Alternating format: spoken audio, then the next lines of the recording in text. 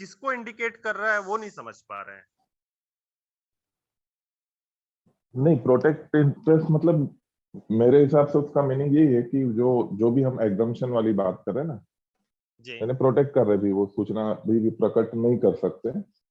तो ऐसी कोई भी जो सूचना जो प्रकट नहीं कर सकते, तो वो जो प्रकट करने से नुकसान होने वाला है, उसके बजाय प्रकट करने से होने वाला लाभ जो है लार्जर पब्लिक इंटरेस्ट में है, वही उसका अर्थ है मतलब। नहीं, ये बात तो हम लोगों ने पहले ही डिफाइन कर दी कि 8(1) जी में जितनी भी एग्जम्पशंस क्लॉजेस के जरिए से दिया गया है, हमारे जी पास अभी मानने के लिए सिर्फ प्रोटेक्टेड इंटरेस्ट सिर्फ उतना ही है। जी बट एक्चुअली वो न्याय नहीं कर रहा है उस शब्द के साथ। जो क्लॉजेस हैं उसके साथ वो वर्ड न्याय नहीं कर रहा है। वो इस बात को बिल्कुल एकदम पुख्ता नहीं दिख रहा है पढ़ने से कि वो प्रोटेक्टेड इंटरेस्ट है। अब आप जी खुद अगर प्रोटेक्टेड इंटरेस्ट की धारणा को लेते हुए 8(1) के सारे क्लॉजेस को उसके साथ में जोड़ते हुए अगर पढ़ें, जी। तो क्या वो प्रोटेक्टेड इंटरेस्ट किसी भी क्लॉज के साथ साथ में पढ़ने में उचित लग रहा है क्या? थोड़ा सा एक बार इस पर गौर फरमाएं। हाँ, नहीं, किसी भी क्लॉज में जोड़ सकते हैं ना। जैसे अपन उसको किस तरीके से एक बार आप अगर इंटरप्रेटेड कर सके तो हेल्प होगी। नहीं, उसमें जैसे बोल ही रहा है कि उपधारा 1 के अनुसार अनुज्ञेय किसी छूट में किसी बात के भी होते हुए, ये ना वो धारा 1 के जो ए से लेके जे तक सभी आ गए उसमें। जी, ये मैं 8(1) से पूरा ए से लेके जे तक का ये हमारे सामने है। अब हाँ हाँ। यहाँ पर हम इसको प्रोटेक्टेड इंटरेस्ट हर क्लॉजेस में क्या-क्या माने, क्योंकि कुछ में थोड़ा बहुत लगता है, लेकिन प्रोटेक्टेड इंटरेस्ट की धारणा थोड़ी सी बदल रही है यहाँ पे। जी जी। क्योंकि जैसे हम लोग प्रोटेक्टेड पर्सन, हमको एक्ट में कई सारे एक्ट में हमको प्रोटेक्टेड पर्सन का हमको शब्द मिलता है, हम्म। लेकिन प्रोटेक्टेड इंटरेस्ट का वर्ड हमारे पास सिर्फ इसी जगह पे आया है जहां पर हमको इंटरप्रिटेशन की नीड दिखाई दी। जी।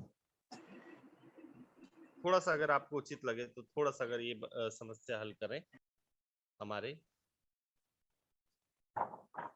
नहीं, प्रोटेक्टेड इंटरेस्ट भले ही वो शब्द अलग से लिखा हुआ हो, अलग सा पहली बार ही दिख रहा हो, लेकिन वो उसका मीनिंग वही है कि वो जितने भी एग्जाम्पशन ए से लेके जे तक की जो बात है, वो कोई भी जो है वो पब्लिक अथॉरिटी का यदि समाधान होता है तो वो प्रकट करने का, उसको जो बाहर रख सकता है छूट वाली कैटेगरी से।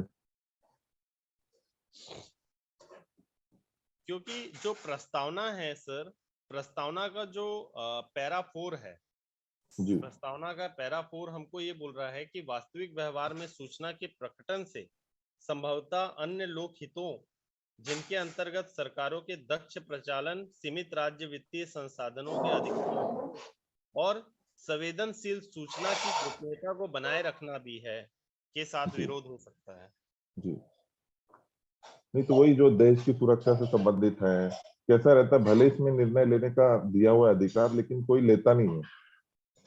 पब्लिक अथॉरिटी के ऊपर जो जवाबदारी दी गई ना, वही मेरा कल भी वही कहना था कि हम अपेक्षा किससे कर रहे हैं कि जो खुद देना नहीं चाहता इंफॉर्मेशन, हम्म। है ना, उनकी तो मानसिकता ही पहले से है। और बाकी भी जो निर्णय, जैसे मैंने कल जो कोर्ट के निर्णय रखे थे, भले ही हमको लग रहा होगा कि भाई, साथियों को भी लग रहा होगा कि भाई ये तो बिल्कुल अलग ही चीज बता रहे हैं, लेकिन वास्तविकता वही है। वास्तविकता में वही हो रहा है कि भाई निर्णय ऐसे आ रहे हैं न्यायालयों के, और वो निर्णयों की आड़ लेकर जो लोक सूचना अधिकारी है वो सूचना देने से मना कर रहे हैं। भले हम कितना भी चर्चा कर लेते हैं कि वो गिरीश रामचंद्र देशपांडे का निर्णय में ये त्रुटि थी, वो त्रुटि थी, लेकिन उसकी आड़ लेके निर्णय आ रहे हैं, और उसी आड़ में आयोग भी ऐसे निर्णय दे रहे हैं उनके समर्थन में।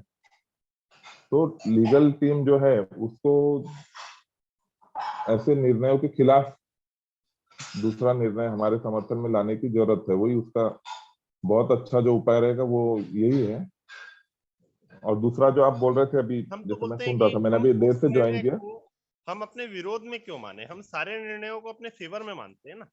देखिए, हाँ अब हाँ, मान लीजिए बिल्कुल कि बिल्कुल। देश पांडे जी का निर्णय था, तो जी देश जी जी। पांडे जी के और निर्णय उसमें में हमको लार्जर पब्लिक इंटरेस्ट वाली जो बात है, तो वो जी भले ही उसमें हमको लिखा है एप्लीकेशन में हमको रीजन नहीं देना है, लेकिन यदि हम चाहते हैं कि भी आयोग या कोर्ट में उसमें जब हम सेक्शन 8 के जाते हैं। मामलों में ना हमको रीजन देना चाहिए।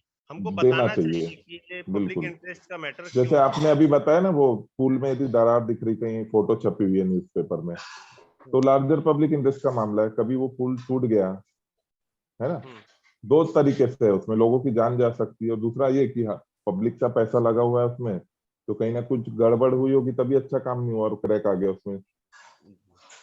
तो वो हम लोग लार्जर रास्ते पब्लिक निकाल इंटरेस्ट रहे हैं वैसा सर कि क्रिएट करना ही पड़ेगा किन हमको। रास्तों से हम किस किस तरीके की सूचनाएं हम आसानी से ले सकते हैं। जी हमने जी जी रास्तों में निकाला है कि सेक्शन 4 को सेक्शन 8 के साथ ज्वाइंट करके हम पढ़ें, क्योंकि राइट टू इन्फॉर्मेशन हमको सेक्शन 4 में मिल रहा है, क्योंकि जी जी सेक्शन 3 परिभाषित कर रहा है और सेक्शन 4 हमको राइट्स दे रहा है कि इन सूचनाओं को तो हमें मिलना ही चाहिए लोक प्राधिकारी के द्वारा।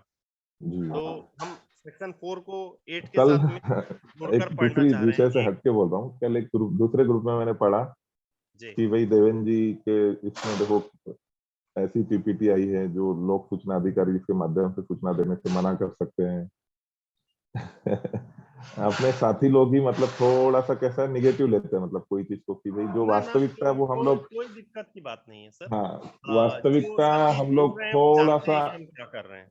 हाँ, वास्तविकता भी हमको समझनी जरूरी है, क्योंकि क्या है, सिर्फ बोलने में यदि हम लोग बोल दे कि भाई नहीं ये तो एग्जम्पशन का कोई मतलब नहीं है, सूचना का अधिकार कानून का नाम है, तो हमको पूरी सूचना मिलनी चाहिए, है ना, बोलने में जी आसान लगता है, लेकिन जो एक्ट में दूसरी चीजें लिखी हुई है वो भी हमको पढ़ना जरूरी है। जैसा जो आपकी सोच है कि आपका प्रयास ये रहता है, मुझे जहां तक पता है देवेंद्र जी का, कि जो वास्तविकता है आप उसके वास्तविकता को ध्यान में रखते हुए हमको सूचना कैसे मिल सके, वो जी हमको प्रयास करना है। फिर भी सर जी अ, कुछ ऐसे डिसीजन निकाल निकाल के उस पर ज्यादा चर्चा करने में जी लोकहित का नुकसान होता है।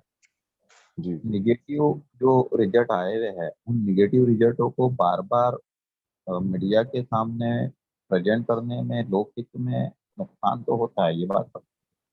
हाँ, नहीं तो ये हमको मीडिया के सामने नहीं करना है ना प्रेजेंट, हाँ, ये कैसे, ये हमें हम हम जो जिस साथी लोग जिस आपस में इसके चर्चा सामने करें आए तो हुए हमको मालूम होना चाहिए कि भाई ये जो चीजें हैं हैं, ऐसी चल रही है।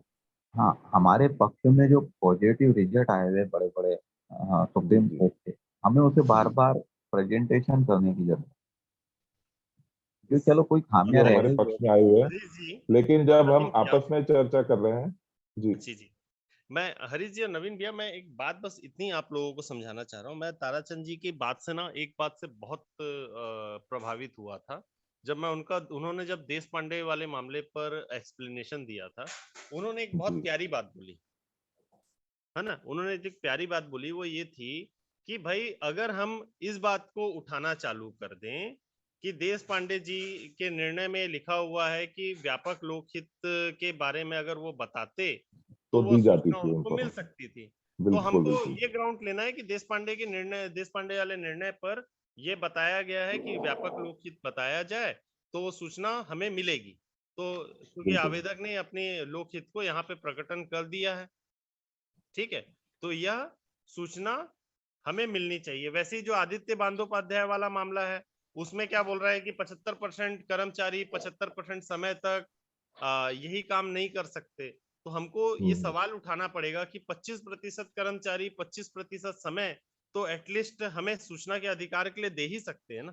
दे ही सकते, सही सही बात तो है। ये हमारे नेगेटिव कैसे हुआ, हमको उसी को पॉजिटिव में बदल देना है। जैसे अभी रमेश भैया ने आज 10 साल 12 साल मेहनत करके जो शिकायत वाला इशू है उसका समाधान निकाल ही दिया। उन्होंने जी शिकायत जी वाले जो मणिपुर का निर्णय था, आज उसी निगेटिव निर्णय को हमारे लिए पॉजिटिव कन्वर्ट कर दिया। देश पांडे वाले निर्णय को ताराचंद जी ने कन्वर्ट कर दिया। आदित्य जी बंदोपाध्याय वाले पर कई मुद्दों पे कई बार में चर्चा आ चुकी है कि भाई 75% नहीं दे सकते, 25% तो दे सकते हो ना समय। तो सही, आप उतना दीजिए। आप 8 घंटे की वर्किंग आवर्स में आते हो तो आप रोज का 2 घंटा दे सकते हो मतलब। दे सकते हैं। नहीं, तो और आज जो की भी निर्णय ये जो हुए हैं ना, जो भी जी कोर्ट के निर्णय, सब में रीजन वही रहा है कि भाई उसमें लार्जर पब्लिक इंटरेस्ट उनको नहीं दिखा। जी बाकी भी जो नहीं, गिरीश रामचंद्र देशपांडे के अलावा भी, जैसे मैंने कल एक दिल्ली हाई कोर्ट का निर्णय कोर्ट किया था, उसमें भी उन्होंने नीचे लिखा हुआ कि कमीशन ने भी जो निर्णय दिया है कि सूचना प्रकट करना चाहिए, उसमें उन्होंने कहीं लार्जर पब्लिक इंटरेस्ट का उल्लेख नहीं किया। तो वो लार्जर पब्लिक इंटरेस्ट कहीं ना कहीं हमको उसमें संबंध कहीं ना कहीं नहीं, स्थापित कर आखिर रहेंगे, यदि हम लोग तो आखिर फिर सूचना आरबीआई हमको ने मिलेगी। सर आखिर आरबीआई ने 100 डिफाल्टरों के लिए जो सूचना का मामला गया था उसके जी प्रकटन का, तो वहां पे सीआईसी ने माना ही ना कि उन लोगों का प्रकटन किया जा सकता है। बिल्कुल बिल्कुल पुट्टा स्वामी वाले किया जा मामले सकता है, पर सही सही। लोगों ने मतलब जब सुप्रीम कोर्ट मामला गया कि आधार कार्ड में हमको थम्स के निशान देने पड़ते हैं, ये देने वो पड़ते हैं, इससे हमारी पूरी पारदर्शिता और गोपनीयता खत्म हो जाएगी, तो पुट्टा स्वामी के उस विरुद्ध पर निर्णय आया ही ना। जी मतलब जी निजता कहाँ रह गई जब सही उन्होंने सही। बोला कि सरकार के ये सारी सूचनाएं जो हमारी जा रही हैं, आई प्रिंट जा रहा है, हार्ट प्रिंट जा रहा है, फिंगर प्रिंट जा रहा है, हमारे इन सारी पर्सनल डिटेल्स जा रही है और जी इसका कॉन्फिडेंशियलिटी खत्म हो रही है, सब्सिडी इश्यूज पर बातें आ रही हैं, बहुत सारी बातें आई थी। तो सबको सुप्रीम कोर्ट ने एक तरीके से तो नकार दिया ना कि भाई ये जी सूचनाएं प्राइवेसी पे नहीं है। प्राइवेसी सिर्फ उतनी ही है जो एक बंद कमरे में होती है, जिसका समाज से कोई लेना देना नहीं होता है। जो आपके राइट्स हैं, आपको अपना जीवन अपने तरीके से जीने का राइट्स है ना, तो वो आपकी प्राइवेसी है। लेकिन अगर आपने उस काम को पब्लिक प्लेस पे कर रहे हैं तो वो प्राइवेट कैसे हो सकता है? भाई आप रोमांस कर रहे हैं, आप मियाँ बीवी, तो आप कमरे में अपने कर रहे हैं, तो वो आपकी प्राइवेसी हो सकती है। आप रोड पे करेंगे तो क्या होगा? पब्लिक तो बोलेगी ना। तो ये चीजें जब डिफाइन है तो हम लोगों को इनके छोटे छोटे ग्राउंड्स को लेकर अपने आप को मजबूत बनाने की भी जरूरत होनी चाहिए। अ, हमारे दो साथियों ने हैंड रेज किया हुआ है, प्लीज आप लोग बोलना चाह रहे हो तो कुछ बोल सकते हैं, कोई दिक्कत नहीं है। हाँ जी, मैं बोलना चाह रहा था। जी हाँ, सभी को नमस्कार। हाँ नमस्कार। दरअसल दरअसल ये देखा गया है कि जो एक्ट्स बनते हैं, ये लोग क्या करते हैं कि दरअसल किसी भी शब्द का जो है व्याख्या है, वो जनरल पब्लिक की जो व्याख्या होती है वो ना पकड़ते हुए किसी विशिष्ट किताबों से निकालते हैं सर। अभी जो हम बात कर रहे थे कि पब्लिक प्रोटेक्टेड इंटरेस्ट के बारे में, तो प्रोटेक्टेड शब्द को तो ऐसा कोई महत्व उन्होंने दिया नहीं। प्रोटेक्टेड तो सिंपली प्रोटेक्टेड ही कहा गया है कि संरक्षित है। और इंटरेस्ट वाला शब्द जो है उन्होंने मेरे ख्याल से एक जो डिक्शनरी है, ब्लैक लॉ डिक्शनरी कहते हैं, वो काफी विस्तृत है वो, उसमें उसका अर्थ दिया गया है एंड आई थिंक उन्होंने वहीं से लिया गया है सर। मैं उसको उसका अर्थ पढ़ना चाहूंगा, पढ़ के बताना चाहूंगा इंटरेस्ट का उन्होंने क्या कहा गया है। अंग्रेजी में है, मतलब ये है, collectively the word includes group of rights या privileges, powers and immunities referred to one right, privilege, power और immunity। इसका अर्थ यह है कि किसी के अधिकार, किसी का प्रिविलेज मतलब खुद का महत्व, इम्यूनिटीज, तो इसमें जो है सर इम्यूनिटी शब्द को उन्होंने महत्व दिया गया है सर। इम्यूनिटी, ताकि वो अपना इंटरेस्ट जो है किसी को डिस्क्लोज ना करे। तो इसको पकड़ते हुए उन्होंने प्रोटेक्टेड इंटरेस्ट कहा, ऐसा मैं कह रहा हूं सर मेरी तरफ से।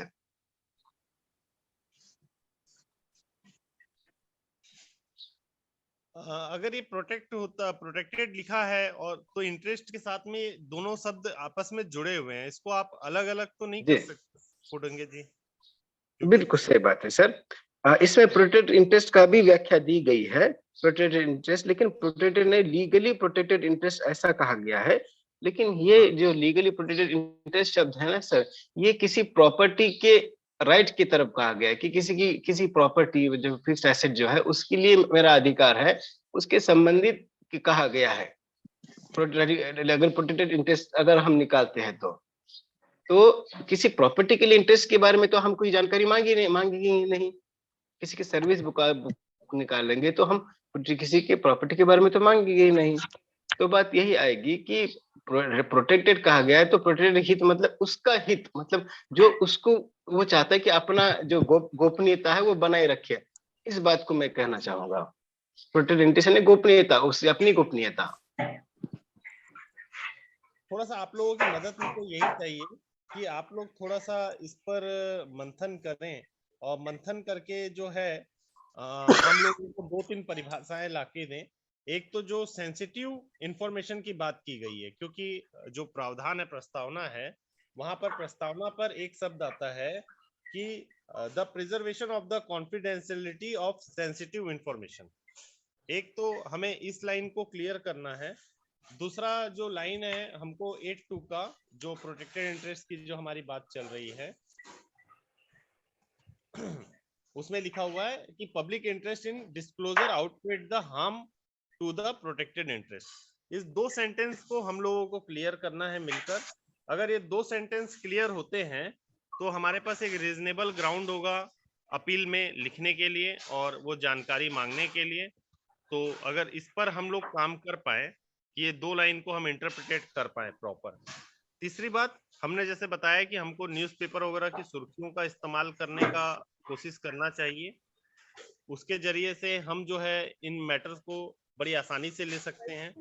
दूसरा जो है हमको सेक्शन 4 का इस्तेमाल करना पड़ेगा सेक्शन 8 के मामलों में। जैसे मान लीजिए कि आप बोल रहे हैं कि हमको आप अपने सारे एम्प्लॉइयों के पूरे ब्यौरे उपलब्ध करवाएं, है ना, तो अब सेक्शन 4 में वो जानकारियां पहले ही डिस्क्लोजर करनी तो लोग यहाँ पे सूचना देने से, तो इस तरीके से भी हम उन सूचनाओं के लिए उनको बाध्य कर सकते हैं।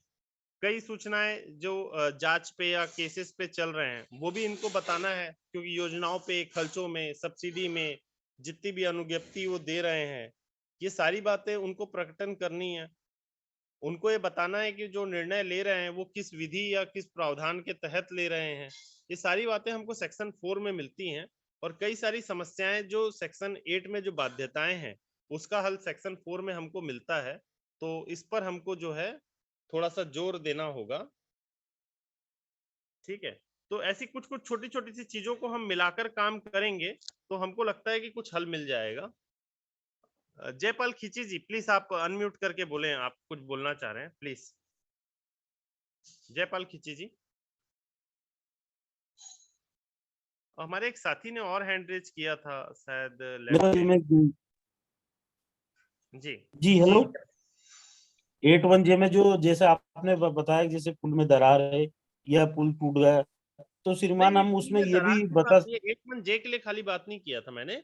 ये सेक्शन जी 8.1 में जितने भी क्लॉजेस हैं ये उन सब पर सेक्शन 8.2 भारी पड़ता है। जी सर, मेरा इतना सा जोड़ने का था सर, जैसे संबंधित विभाग में ही अगर कोई विभाग ने संबंधित व्यक्ति को, जो कर्मचारी उसके ऊपर सवाल उठाते हुए कारण बताओ सूचना पत्र दे दिया कि आपके पर क्यों ना ये कार्रवाई की जाए और आपराधिक प्रकरण दर्ज किया जाए, तो ये स्वतः ही सिद्ध होता है। तो इस प्रकार भी हम उसमें उसका भी हवाला दे सकते हैं सर, ऐसा मामला श्रीमान जी। बिल्कुल दे सकते हैं। हमको अगर हमारे पास रेफरेंसेस हैं, हमने क्यों सूचना चाहिए, अगर उसका हमारे पास कोई रेफरेंस है तो मुझको लगता है ये हमारे लिए ज्यादा अच्छा है। क्योंकि अगर हम स्वयं ही प्रकटन कर दें, अगर हमने अपने आवेदन में इस बात को स्पष्ट किया हुआ है कि भाई सूचना से हमें क्या फायदा है या समाज को क्या फायदा है, लोगों को क्या फायदा है, तो वह कहीं ना कहीं बाध्यता उनके ऊपर क्रिएट करेगा। मान लीजिए कि आपको कोई क्षति होनी है, अगर सूचना आपको नहीं मिल रही है और उससे आपको कोई क्षति होने की संभावना है और आपने उस बात को अपने आवेदन में नहीं लिखा है, तो क्या हमें क्षतिपूर्ति मिलनी चाहिए क्या? क्योंकि जब हम क्षतिपूर्ति के मामले पे जाएंगे तो अब हम लोग जो है स्टडी जो कर रहे हैं अभी, हमारा यही ध्येय है कि कैसे भी करके हम सूचना के अधिकार कानून को मजबूत बनाएं। तो मेरा मानना यह है कि अगर क्षतिपूर्ति किसी साथी को चाहिए तो उसको ये बताना होगा कि सर अगर ये सूचना मुझे नहीं मिलती है तो उससे मुझे कोई भारी क्षति मिलने होने वाली। मान लीजिए कि आपके बच्चे के दाखिला का इशू है, या आपको जो सरकार की आयुष्मान योजना मिल रही है उसमें आपके स्वास्थ्य का इशू है ना, और आपके घर में कोई बीमार नजर आ रहा है, उसका इलाज चल रहा है, तो आप ये बात करके सरकार से मांग तो सकते हैं सूचना कि भाई मेरे यहाँ इस समस्या से समाधान की बीमारी का संभावनाएं नजर आ रही हैं, इसके इलाज चल रहा है और इसके लिए मुझे आयुष्मान से संबंधित ये जानकारी चाहिए कि इसका इलाज किन किन अस्पतालों में होना संभव है, कौन कौन सी प्राइवेट अस्पतालें इसमें इम्पैनल्ड की गई है जहां से मुझे हार्ट से रिलेटेड बीमारियों का समाधान, इलाज इस योजना के अंतर्गत मिल सकता है, मुझे जानकारी 48 घंटे में दी जाए। तो ऐसी बातों को जब आपने जोड़ दिया, अगर वहां पे आपने अपनी क्षति को दिखा दिया और बोला कि भाई अगर ये नहीं दी जाती है तो इससे मेरे जीवन प्रभावित होता है, तो आपको 48 घंटे में भी देंगे और नहीं देने के पीछे आप क्षतिपूर्ति का ग्राउंड भी बनेगा। उसी तरीके से अगर हमने पब्लिक इंटरेस्ट यहाँ पर शो कर दिया और उसके बाद भी वो सूचना नहीं दे रहे हैं, तो कहीं ना कहीं हमारा ग्राउंड मजबूत होगा उनसे सूचना लेने के लिए। अनदर थोड़ा सा मेरे को लड़ाई ऐसा लग रहा है कि हम लोग जिस तरीके से फंसे हुए हैं सेक्शन 8 में, इसका हल नहीं निकाल पाएंगे। और इस तरीके के कुछ एक्सरसाइज हम करेंगे मिलकर। एक्सरसाइज करने से अगर हम कुछ हल निकाल पाए तो निश्चित तौर पर हम ये समस्या को हल कर पाएंगे। तो आप लोगों को अगर कुछ इस पर कहना है तो आप लोग इस पर बात रख सकते हैं। इसके बाद फिर हम आज का सेशन क्लोज करेंगे, फिर कल फिर मिलेंगे। और आशा रहेगी फिर कि साथियों से जो आज हमने 2-3 इशू उठाए हैं उस पर कुछ तैयारी करके आए। तो आप लोगों को कोई बात रखनी हो, नवीन जी हमारे साथ हैं। यानी मैं ज्यादा देवेंद्र जी इसलिए नहीं बोल पा रहा, जब आपका फोन भी आ रहा था ना तब बच्चों की स्कूल रहती है नहीं तो बस उसमें मैं था, और अभी बेटे की तबीयत ठीक नहीं तो उसका सिर दबाते हुए मैं बैठा हूँ, सिर दुख रहा नहीं, करके। मैं सुन मैं रहा जो हूँ है जरूर। नवीन जी आपको अगर अब कभी भी आगे नेक्स्ट आपसे डेट लूंगा ना तो संडे वगैरह की डेट लूंगा, जी जिस जी दिन आपका हॉलीडे हो। वरना आपको बिल्कुल। भी मुझे मालूम है कि जाना रहता है बहुत। तो उस तो वजह से थोड़ा सा मैं नहीं कर पाया आज। जी कोई हाँ बात हाँ। नहीं। आप संडे बाकी वगैरह वो को जो दिन आप सेक्शन कर 8(2) लेना। का जो आप बोल रहे हैं ना, तो जो मुझे मुझे लग रहा है, मतलब मैं सही हूँ या गलत हूँ वो नहीं नहीं बोल नहीं सकता हूँ मैं, नहीं जी प्लीज लेकिन बोलिए जितने नवीन। भी उसमें एग्जाम्पशन है सेक्शन 8(1)(a), भले देश की सुरक्षा से संबंधित